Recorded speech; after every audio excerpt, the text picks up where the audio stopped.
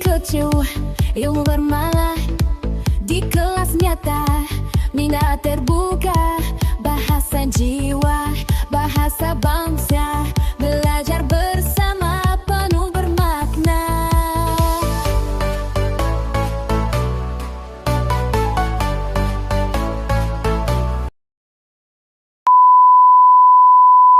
Bismillahirrahmanirrahim. Assalamualaikum dan salam sejahtera semua. Perkongsian pada kali ini adalah berkaitan gambaran visual novel di sebalik Dinara, karya Dayang Nur.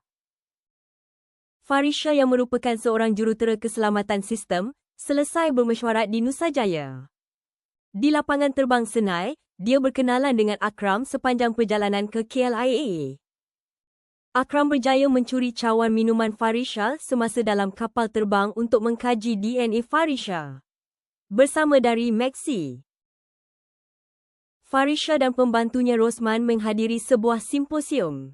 Tanpa diduga, Akram menyatakan keinginan mencari jururunding untuk sebuah projek mini di makmalnya. Farisha dan Rosman telah menghubungi Akram berikutan tawaran untuk menjadi jururunding projek. Akram memperkenalkan mereka kepada Dr. Maxi dan menawarkan 1.5 juta untuk menggodam Soft Lab. Carl terlantar akibat barah dan projek Dinara di Soft Lab terhenti. Farisha dan Shida memulakan kerja di Soft Lab. Shida diminta menulis sebuah rencana manakala Farisha akan menggodam dan mengukuhkan sistem Dinara.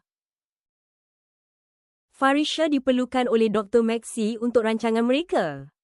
Shida pula digunakan sebagai sandaran fizikal kepada Farisha. Shida mengungkapkan persoalan tentang Medina yang menghilangkan diri secara tiba-tiba dari Soft Lab. Sebaliknya, Farisha berpendapat kehilangan Medina bukanlah persoalan yang besar. Semasa meneliti kontrak Soft Lab, Farisha mengalami sakit kepala secara tiba-tiba.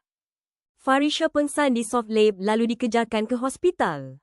Akram mendapatkan Shida untuk mengetahui penyakit yang sedang dihidapi oleh Farisha. Shida mencari bukti tentang penyakit Farisha, sebaliknya dia mengetahui rahsia Farisha anak angkat. Sebelumnya Farisha terkejut apabila mendapat tahu bahawa Azrai terkena serangan jantung. Ketika itu juga dia mengetahui hakikat bahawa dia ialah anak angkat kepada keluarga Azrai.